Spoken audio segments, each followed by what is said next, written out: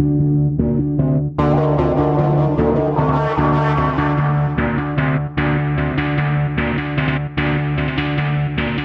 think every real horror fan has had at least one experience of feeling out of place when compared with quote-unquote mainstream society, but I don't think there's ever been a really good attempt to understand why it is that people like horror. Like, most horror fans are generally normal people who have pretty good reasons for enjoying horror, but what are those reasons? The real reasons, not the ones that they learn to tell people to make them leave them alone. That's what our podcast is about, interviewing people in the horror biz to find out what it is about horror that they love, what makes them happy. My name's Steve. I'm a bit of a psychology buff. My co-host is my friend Chris, who's a horror buff. And so far, we've interviewed about 65 people in the biz and had a lot of fun with it. In these highlights, we're going to share just some of the fun stuff. If you want to hear the real meat of the interview, there's a player on our website, but we are also available on Apple, Google, or Spotify. In this set of excerpts, we're going to be talking to Spider One, who is the vocalist for Power Man 5000 and also producer of Death Valley and Allegoria. Hailey Piper, who is the author of Queen of Teeth and Your Mind is a Terrible Thing, and author Max Booth III, who is the author of We Need to Do Something, an Indian death song. So did you have anybody in your immediate friends or family circle who was also a big fan of horror? Well, yeah, I mean, my older brother, Rob. That guy. Very, it's funny. Way to bring that up. But I mean, yeah, clearly like that is we, we're only 2 years apart in age. So we really grew up discovering and loving the same things at the same time. Mm-hmm. But yeah, so he clearly was, to even a higher degree of, obsession than I was, because I was, at a certain age, I think more interested in going out and getting in trouble and causing spray painting the school and stuff like that. As you do. He remained vigilant in his staying in his room and reading Fangoria. Mm. Yeah, but we both, have a lot of the same loves and interests, and that goes without saying, I suppose. Yeah. It's kind of funny. I intentionally try to do as little research on our guests as possible because I want to have, a clean slate when it comes to interaction, and whatever you say triggers whatever it does in me. But when Steve asked us about interviewing you, I wondered to myself if you were the original vocalist for Power Man 5000. And so I decided to look that up, and obviously then realized that that's mainly your gig. That's your thing, and everybody else is the ones who have changed. But while I was scanning the page, I happened to see about, your brother, and I thought, shit. Like, because I didn't want to, I want this to be about you. And then I was like, how do I, separate that? And then I kind of put that to the side for a bit. And then a day or two later realized, shit, we're going to ask him about, people in his family anyway. Yeah, I was going to say, so it's going to come out. Not a manufactured leading question. We ask everybody that. Did you have like-minded friends or family when you were younger? Or it's going to come up in the teenagers too. Yeah. I mean, And I mean, and beyond Rob, I mean, I think there was certainly in the 80s when, high school years, in the VHS video rental culture, it was just get on your bike with your friends, drive to the local video store and head straight to the horror sci-fi section. Slight change of gears. Did you participate in Halloween as a kid? Oh yeah. Huge Halloween. Yeah. Every year was a big deal. Yeah. Halloween was, get the shitty store-bought costumes until we got a little older. Then we would make our own. We would always do these weird hybrid costumes. Like, well, I'm going to be. I have photos of like Halloween costumes I made as a kid, and they were like Peter Criss's makeup from Kiss, but he's holding a sword, and it is dressed in a ninja suit. It was just like sort of like all the cool things at once and put them together. But did you have a favorite? I mean, that was. I'm trying to think back to that was a good costume. I think like doing the Kiss makeup was always a big deal. Like, who are you going to be that year? Were you going to be Gene Simmons? Were you going to be Peter Criss? Ace Frehley's makeup was always a little too complicated, so getting silver makeup was not easy. But for some of these other genres, it may have actually been a little too on the nose for their dysfunctional family to go, okay, that's actually making me uncomfortable. But with the horror, I can at least laugh at it. Yeah, it could be like, well, hey, we have problems as a family, but at least we're not being chased by a maniac wielding a knife, you know. Exactly. Right. And so where you're saying that's an untapped thing in the horror genre, I'm wondering if there's a reason for that. Like that might be a little too, yeah. Well, it's not unlike, you know, I know a lot of musicians that refuse to watch Spinal Tap because it's just too yeah. It's like, it's not funny because this is exactly what happens to me every day, you know. Yes. Yeah. I don't know, man. I'm pleasantly surprised. I didn't, just like you didn't do a ton of research about me. I didn't do it. I didn't know what I was in for. And so a lot of podcasts, you know, are just kind of like shooting the shit about whatever. And I thought it was just pleasantly surprised that we're diving this deep. So this was kind of fun. Now all day I'm going to be like thinking about myself a little differently. That's part of the goal. Yes. Yeah. But no, I think we got it. And I urge anyone listening to this to watch Allegoria on August 2nd on Shudder, because now you can psychoanalyze the movie now that you know me a little bit. There you go. Yes. Yeah, you can kind of use this as a guide as you're watching the film. I don't know if I should have been fine, but it was my first time watching the 70s Invasion of the Body Snatchers. Ooh, with Donnie Sutherland.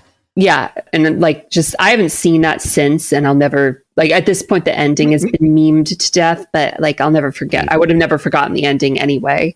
Yeah. Carnosaur. Okay. Because, you know, this was like that gap period between the first two Jurassic Park movies. And it's not like you get dinosaur movies every year. Right. So it's just like, I needed something. I'd already watched the Valley of Gwangi and, you know, a bunch of old stuff that wasn't really doing it. It's like Carnosaur came out the same time as Jurassic Park. It should be just as good, was my logic. Yeah. High production value. I mean, I appreciate Roger Corman, but yeah. And the last one was my first time watching the original Night of the Living Dead. Okay. This is all at 9? Yes. This is all the same weekend when I was 9. Oh, wow. And all of these are like, I was not scared, but I was kind of in like a funk after that weekend, which I don't really remember that, but like, I don't remember why or like what happened after, but I just remember that was like the general sense, because all 3 of those movies have extremely downer endings and they're all pretty intense. Yeah, that could affect the kid, at least for a day or two. Yeah. Should have bounced back. Have you started participating in Halloween as an adult? Not really. I mean, we kind of just get excited about it each year. Like October is Halloween. I'm much more obnoxious about it. Nice. What do you mean? Plastering it all over social media. It's like, it's our time. It's horror people's holiday month. Like, just being like generally excited. It's that time of year. It's acceptable to binge watch 15 horror movies in a row. Yay! Yeah, right. It's like, I'm just doing what I do all year round, but now all of you have to hear about it. Exactly. And I mean, also just, you know, again, I had depression for a very long time. There wasn't really the ability to get excited. So as much with things, now I'm just like, it's freaking Halloween, go whole hog. But you can never tell with anybody. Like I used to, when I was a kid, like when I was very little, I remember, I didn't mention this because I didn't watch the movies at the time, but like I couldn't even stand the commercials for Child's Play movies. Oh, really? Like I was not about Chucky back then. Wonder why? Probably because I had a doll that was kind of the same size. Okay. Yeah. And that was enough. Also, maybe the whole Uncanny Valley thing, you know, is... Right. So I shoved that doll under the bed, which is the smart place to put something you're afraid of. Well, yeah. You know, Chucky dolls, right? Clowns with telescoping long arms for no reason. Yeah, you put it under the bed. Yes. I'm the kid who was just like, how do we make Jurassic Park happen? I mean, I've just watched a movie and read a 400-page book where it's clearly a bad idea. But at the same time, it just, you know, just feels like we should be able to do this. Yeah. So honestly, I'm probably Pandora in this sense that I would open the box. You know, fun fact, in my interview, one of my early fears was Jurassic Park. Because that is interesting. To me, it was possible because it's not like, you know, monsters or aliens from outer space. It's people around with science when they shouldn't be. And I thought, like, that's totally something people would do. So I would just sit there, like, paralyzed, falling asleep at night, looking at this little cup of water that I had on my desk. Like, is it going to rip it? That's so funny. And just like for me though, I was like, how can we make this happen? You're like, no, this needs to happen. Right. And I think that's just the different like mindsets to these things where it's like, and it's the same reason that not the same things aren't scary to everyone just because we approach things differently. Mm-hmm.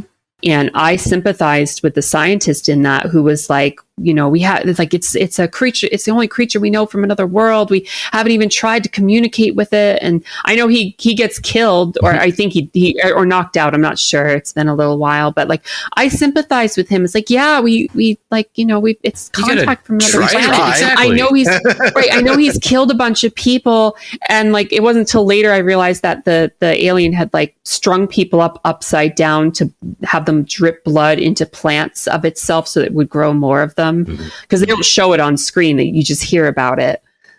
Oh man, if they'd put that in a 50s B movie, if they put in a 50s black and white horror movie, that would have been incredible. One memory that stands out is I was pretty young. I would say maybe 5, 6, and I was watching my brother play video games late at night. And we were in this room, and the window in the room was like right next to the driveway. So, and like that's where we had the trash cans and whatnot. And there was a noise outside. And usually when there was a noise like that, the assumption is, okay, raccoons have gotten into the trash can. But my brother said, go check that out for me. So I walked over to the window, and the window. At 5? Yeah. Like, what were you going to do? I don't know. Sorry, go ahead. I don't know. He was busy. He wasn't responsible. The window was open, but we had the blinds down. So I peeked through the blinds, and I saw, well, at first I saw nothing but the infinite blackness of night.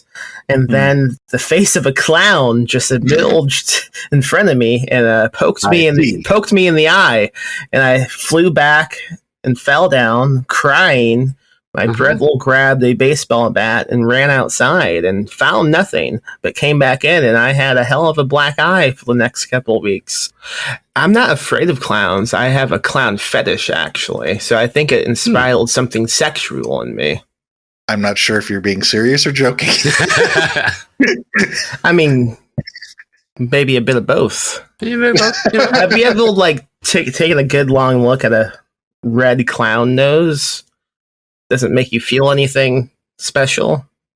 I mean, I like the curvature of it. It's kind of like the whole like oddly satisfying videos. You know, a nice spherical, perfectly round clown nose is very pleasing. Don't you just want to cut one of them and lightly squeeze? Kind of, yeah. Yeah.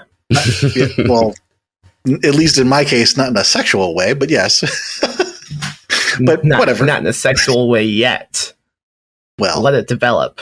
Just looking through this in the plot summary on Wikipedia, I noticed the first thing is the protagonist's name is Jack Sawyer, and Jack Torrance, Jack Sawyer. Does Stephen King use Jack a lot for his protagonist, I wonder? Dude, Stephen King jacks a lot. I thought that, like, as the words were coming out of my mouth, like, maybe we'll give a professional. Thank you for going there, because I couldn't. Absolutely. That's why I'm a guest. And then Jack Ketchum. Yeah. Favorite book of his, maybe? Whew. That's a tough one. Maybe Offspring, maybe Red. Red's a great one. It's about an old man and his dog, and it begins with him and the dog just kind of fishing, and these fucking rowdy teens come up and kill the dog. And so the book is like this revenge thing of the old man just up these teens. I thought that was pretty good. I don't know what about it I like, just the whole thing is good. He's a good writer. Jack Ketchum's awesome. Yeah. So Gran Torino meets Jack Wick. Right? Basically, John Wick. Yeah, that's exactly what I was thinking. Like Jack Wick. I know. As soon as I said that, I'm like, what the f-? That would not have been such a popular movie if it was called Jack Wick. Probably not, no. I almost did a spit take of my soda there. Thanks. Going into adulthood, there was something that you said tied into adulthood. I'm trying to remember what it was, though. Oh yeah, I was employed 8.5 years working the overnight shift at a hotel. Oh no! Well, you've been here so long, we promoted you from guest. So It's not without its ironies. Right? But to go back, I mean, you guys don't have a prologue section of before I was conceived, but if you did have a preconceived section of the podcast, I would have said my parents met at a hotel because my dad used to own one, and then he hired my mom as like a bell attendant, and that's how they met. So I was conceived because my parents met at a hotel, and then I eventually lived in the hotel, and then I was employed at a hotel. My life is a hotel. I'm again wondering if you're being serious. I am. Wow. This could be like one of Douglas Adams' books from Hitchhiker's Guide to Right. So yeah, come check us out over at horrormakeshappy.com or check out some of our other excerpts until you find someone whose interview you do want to hear.